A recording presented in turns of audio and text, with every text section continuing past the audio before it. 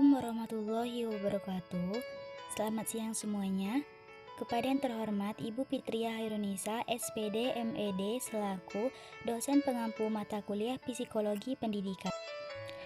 Kami di sini dari kelompok 4 yang beranggotakan 4 orang. Di sini saya sendiri Maisaro sebagai moderator dan pemateri pertama, ada Dinita Mubianti sebagai pemateri kedua, Distia Heranisa Putri sebagai pemateri ketiga, dan Sinar Utari sebagai pemateri keempat. Di sini kami akan membahas tentang tahap-tahap perkembangan peserta didik, di mana poin-poin yang akan kami bahas antara lain: yang pertama, perkembangan didaktis; yang kedua, konsep dasar perkembangan peserta didik; yang ketiga, perkembangan prestasi peserta didik; yang keempat, perkembangan religius peserta didik; yang kelima, perkembangan kepribadian peserta didik; yang keenam, tahap perkembangan kognitif; yang ketujuh, ciri kedewasaan dan karakter inovasi peserta didik. Baik, untuk tidak memperpanjang waktu, kita masuk ke materi pertama. Saya Maisaro dengan NIM 19038420237. Di sini saya akan membahas tentang perkembangan didaktis. Dasar yang digunakan untuk menentukan pembagian fase ini adalah materi dan cara mendidik anak pada masa-masa tertentu. Pembagian ini diantaranya dikemukakan oleh Johann Amos Comenius, yaitu seorang ahli pendidikan di Moravia. Berikut akan saya jelaskan pembagian fase-fase tersebut. Yang pertama yaitu pada usia 0-6 tahun.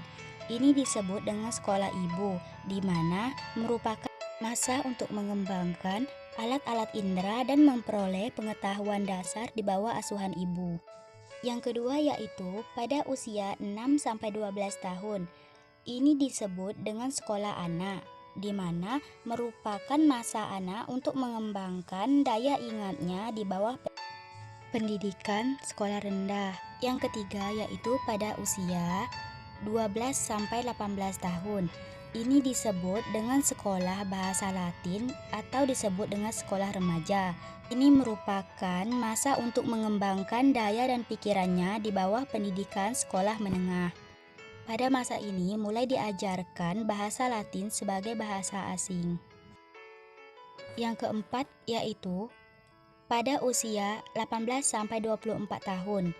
Ini disebut dengan sekolah tinggi atau penggambaran. Ini merupakan masa untuk mengembangkan kemauannya dan memilih satu lapangan hidup yang berlangsung di bawah perguruan tinggi. Mungkin hanya ini yang dapat saya sampaikan. Sekian, terima kasih. Baik, kita lanjut ke materi kedua. Kepada Dinita Mubianti, kami persilahkan. Assalamualaikum warahmatullahi wabarakatuh. Di sini saya Dinita Mubianti akan membahas mengenai perkembangan peserta didik dan juga perkembangan prestasi daripada peserta didik. Nah, kita akan membahas yang pertama yaitu mengenai perkembangan peserta didik. Nah, sebelumnya kita harus mengetahui terlebih dahulu apa sih peserta didik itu. Nah, peserta didik dalam arti luas adalah setiap orang yang terkait dengan proses pendidikan sepanjang hayat. Nah, sedangkan dalam arti sempit adalah setiap siswa yang belajar di sekolah, di SD, SMP, dan juga di SMA. Nah, sedangkan menurut Departemen Pendidikan Nasional tahun 2003 menegaskan bahwa peserta didik adalah anggota masyarakat yang berusaha mengembangkan dirinya melalui jalur, jenjang, dan juga jenis pendidikan.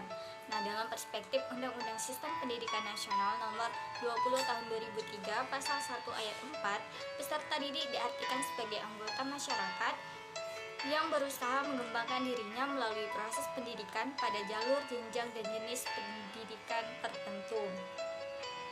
Nah, adapun tujuan mempelajari perkembangan peserta didik itu adalah agar mempunyai ekspektasi yang nyata tentang peserta didik, dapat merespon perilaku peserta didik secara tepat, membantu mengenali adanya penyimpangan yang terjadi pada peserta didik, untuk membantu memahami diri sendiri sehingga dapat berperilaku secara tepat. Adapun manfaat mempelajari perkembangan daripada peserta didik adalah yang pertama bagi pendidik, memberikan gambaran tentang perkembangan manusia sepanjang rentang kehidupan beserta faktor-faktor yang mempengaruhinya yang meliputi aspek fisik, intelektual, emosi, dan juga moral. Nah, yang kedua ada memberikan gambaran tentang bagaimana proses pembelajaran yang tepat sesuai dengan tahapan perkembangan peserta didik. Nah, bagi peserta didik itu yang pertama ada memiliki pengetahuan tentang konsep-konsep perkembangan peserta didik sebagai individu maupun makhluk sosial dalam menjalani perkembangan dari prenatal hingga lanjut usia. Nah, yang kedua ada mampu menerapkan pengetahuan yang dimiliki dalam proses pembelajaran sesuai dengan tahapan perkembangannya.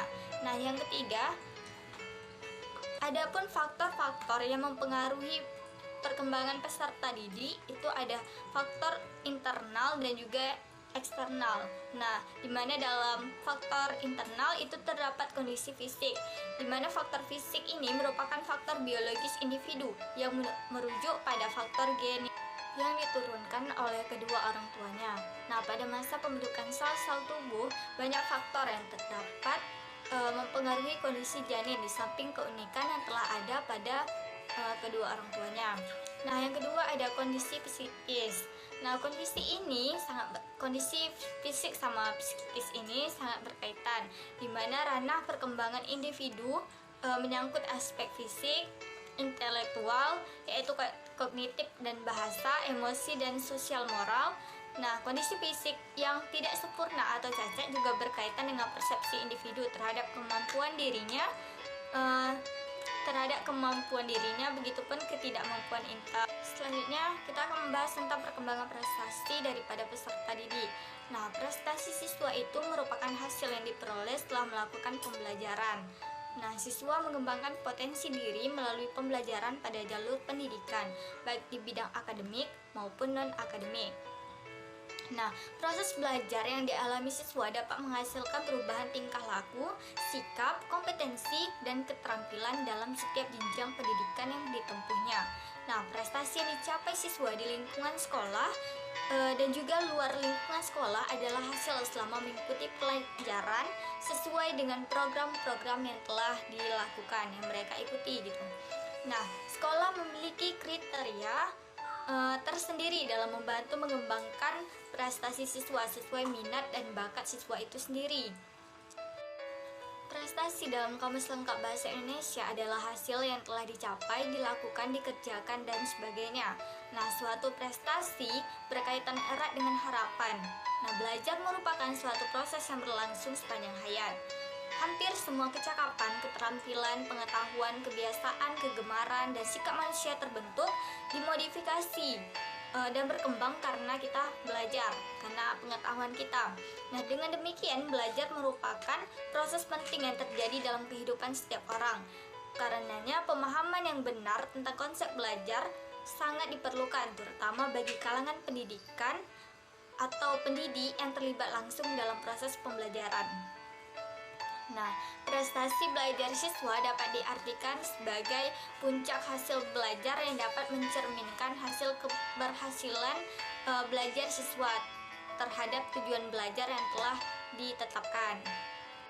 Hasil belajar siswa dapat meliputi kognitif, yaitu pengetahuan, afektifnya berupa sikap, dan psikomotoriknya berupa tingkah laku.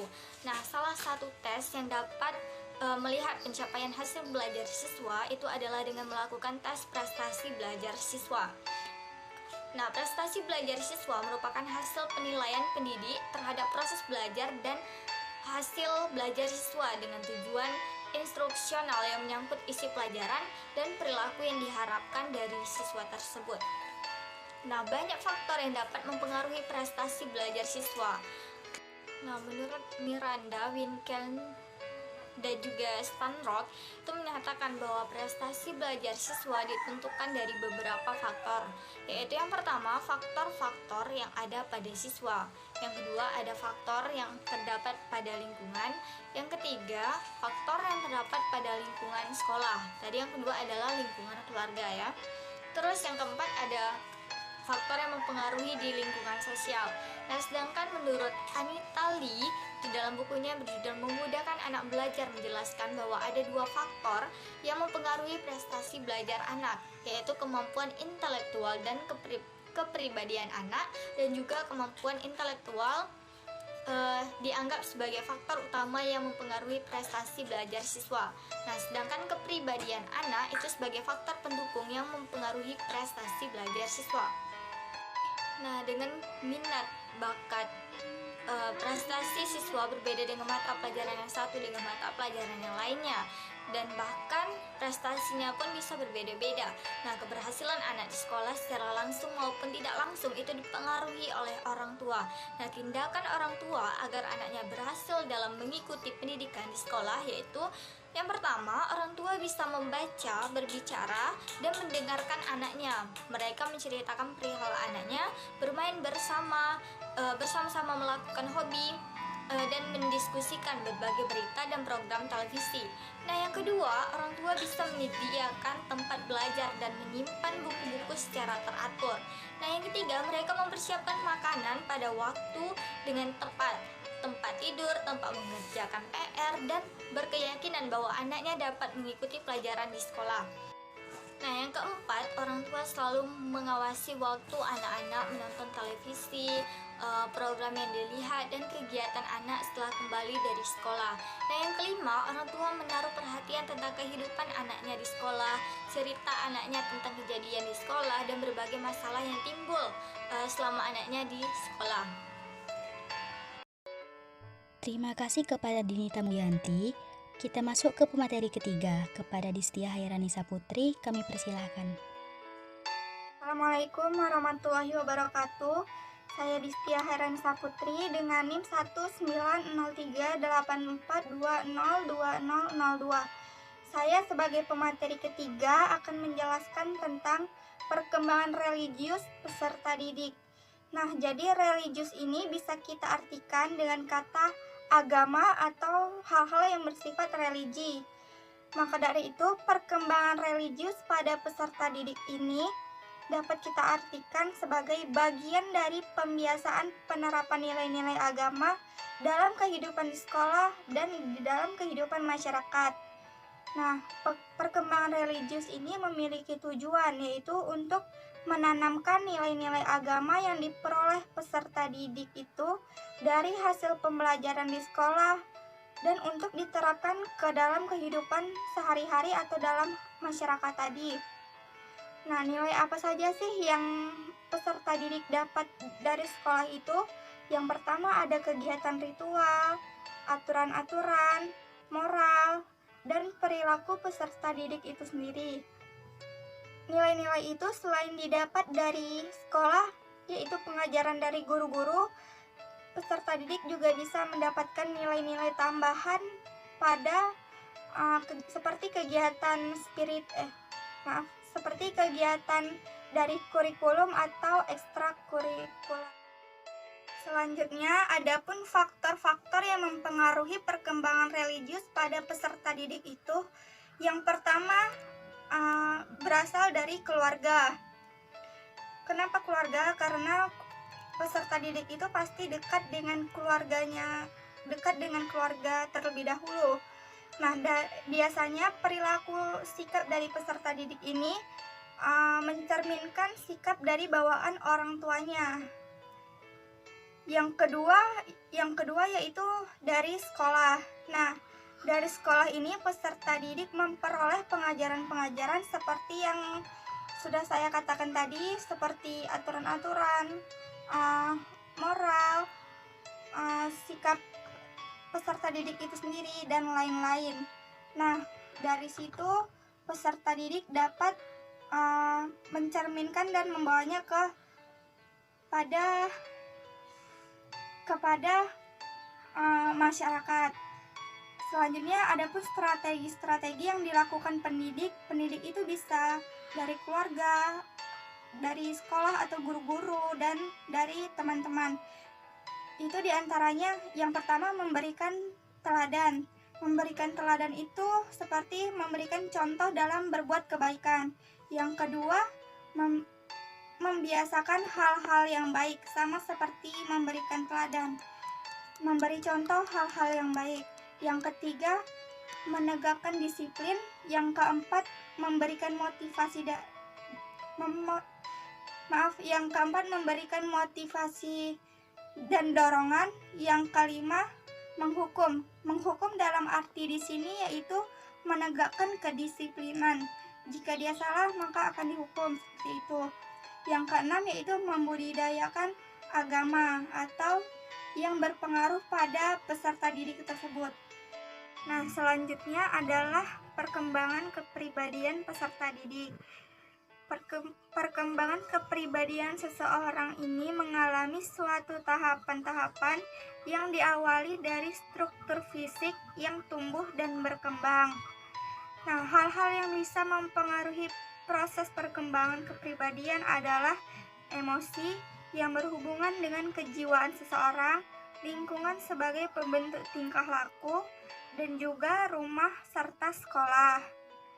Adapun faktor-faktor yang mempengaruhi terbentuknya kepribadian terdapat 3 faktor. Yang pertama, pembawaan atau yang biasa disebut dengan hereditas, yaitu segala sesuatu yang telah dibawa oleh peserta didik sejak lahir, baik yang bersifat kejiwaan maupun yang bersifat keturunan. Nah, pembawaan ini meliputi pertumbuhan fisik dan kemampuan mental, serta bakat khusus. Yang kedua, terdapat lingkungan.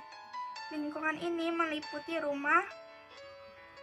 Rumah adalah lingkungan pertama yang berperan dalam pembentukan kepribadian itu, dikarenakan keluarga sangat berpengaruh pada pertumbuhan peserta didik.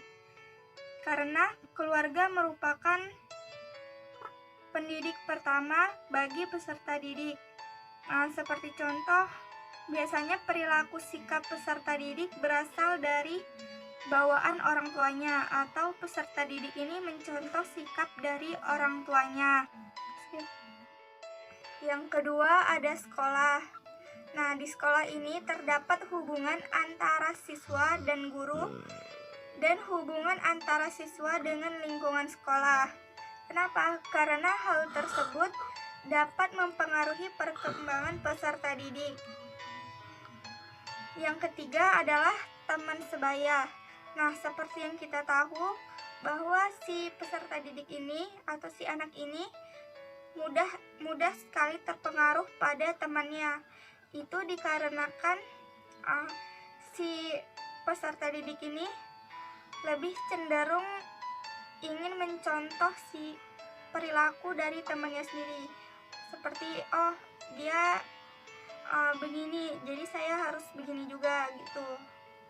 Yang ketiga itu adalah citra diri atau self concept, yaitu faktor yang tak kalah penting dari perkembangan kepribadian peserta didik itu sendiri. Self concept yaitu kehidupan kejiwaan yang terdiri atas perasaan, sikap mendorong, penilaian, dan anggapan yang semuanya akan terpengaruh dalam keputusan tindakan sehari-hari.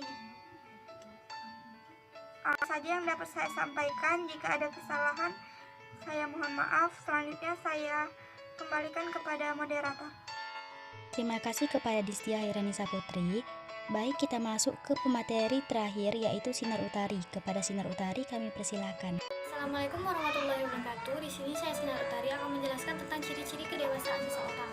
Menurut Marx and Engels pada tahun 2007 mengungkapkan bahwa kedewasaan seseorang bukanlah terletak pada ukuran usianya, tetapi justru pada sejauh mana tingkat kematangan emosional yang dimilikinya. Berikut ini pemikiran tentang ciri-ciri atau karakteristik kedewasaan seseorang yang sesungguhnya dilihat dari kematangan emosionalnya.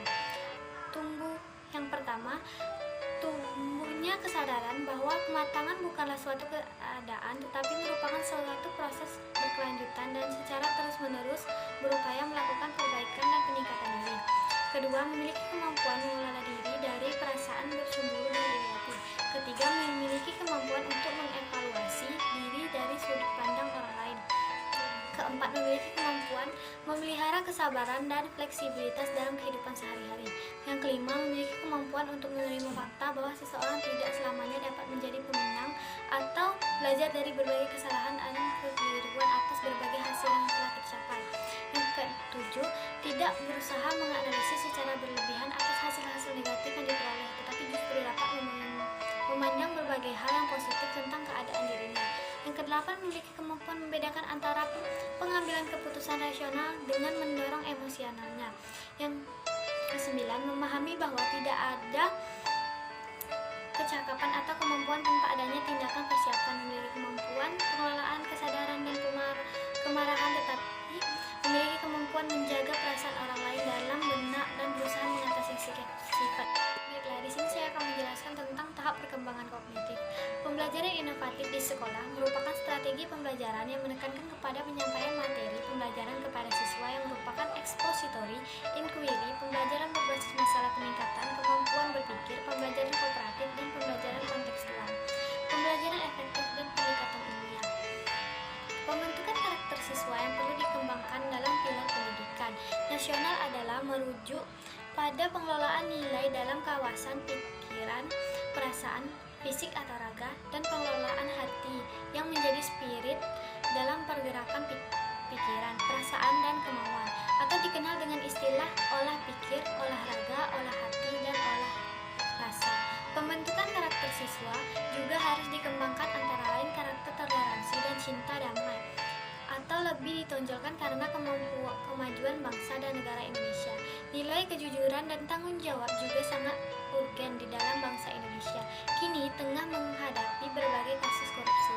Dengan menggunakan metode pendekatan kualitatif serta studi literatur atau perpustakaan, artikel ini mencoba mengelaborasi tentang pembelajaran inovatif dan berkaitan dengan pembentukan karakter siswa. Di dalamnya dikaji dan dianalisis tentang pembelajaran inovatif, pembentukan karakter siswa, serta pergerakan penguatan pendidikan karakter di Indonesia. Sekian dan terima kasih. Terima kasih kepada Sinar Utari. Baik, sekian dari presentasi kelompok kami. Apabila terdapat kesalahan, kami mohon maaf. Wassalamualaikum warahmatullahi wabarakatuh. Terima kasih.